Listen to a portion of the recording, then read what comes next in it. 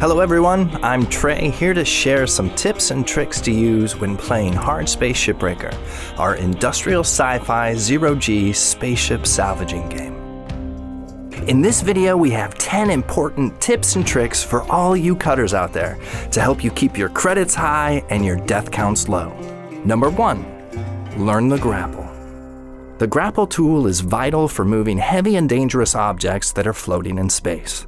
The pull function can bring light objects towards you, or bring yourself towards objects that are far heavier than you are. Careful though, if you pull too fast, bad things can happen.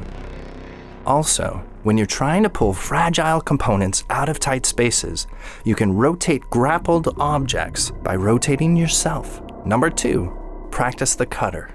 Remember the old adage, measure twice, cut once, because in Shipbreaker, sometimes you only get one shot.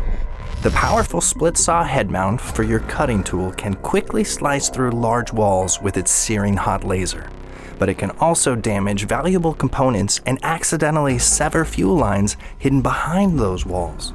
Your split saw can make both horizontal and vertical cuts, and you always have the option to switch to the stinger head mount when you're looking for more precision. Number 3, use your hands. Your hands are vital tools when navigating zero-G environments. Your magnetic gloves can be used to grab and hold on to metal objects and walls. Use them to stabilize your aim or cushion yourself from high-velocity impacts. Hands can also be used to carefully move and manipulate objects around in the environment, and come in handy when you're trying not to get sucked out of an airlock. Number 4, Tethers. Tethers are an advanced upgrade feature for your grapple tool that pulls objects together once they're activated.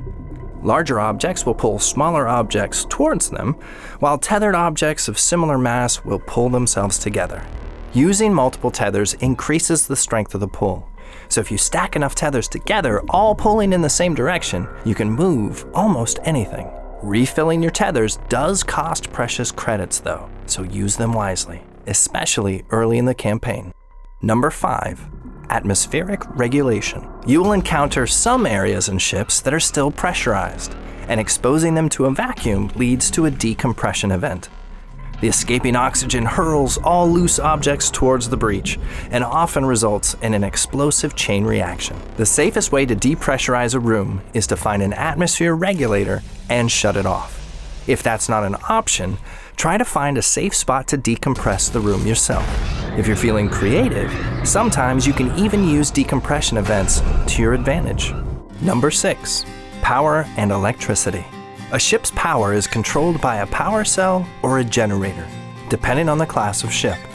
Always take this into account when salvaging, because once you remove a ship's power source, many of its systems will begin to malfunction or shut down completely. Be careful when removing power sources. Like reactors, power sources become unstable as soon as they're removed from their casing and can damage nearby objects and overcharge any electronic equipment they come in contact with. Number 7, fuel and fire. Fuel pipes are safe to cut if you find a way to remove the fuel inside first. If you find the correct valve, you can expel the fuel manually. Or if you can't, there's always the option to perform some controlled demolitions to flush it out yourself. Use caution when making your cuts near ruptured fuel lines.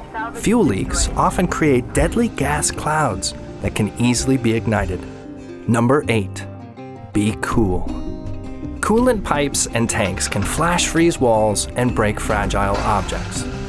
Frozen surfaces can easily be shattered with enough force, making coolant tanks a great way to make large holes without the risk of setting everything on fire. In a pinch, seasoned cutters have also been known to use coolant sprays to extinguish fires.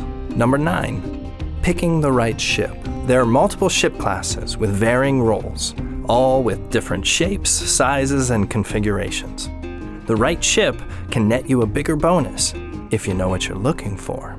If you require furniture to complete your next certification, small transport ships usually have a good number of passenger seats that you can salvage. If you're hunting for metal, however, large industrial cargo ships might be your best bet. Number 10, certifications and loadouts. Completing work orders is the best way to increase your certification level. which gives you access to new ship types as well as new tools and upgrades.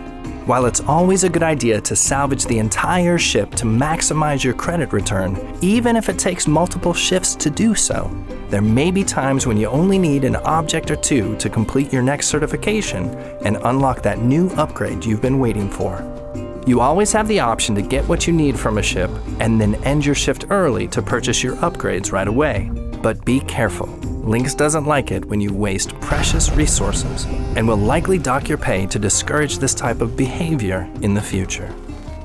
Thanks for taking the time to check out this video. And if you'd like to find out more about Hardspace Shipbreaker, you can join our community on our official Discord channel. Until next time, stay safe out there, cutters.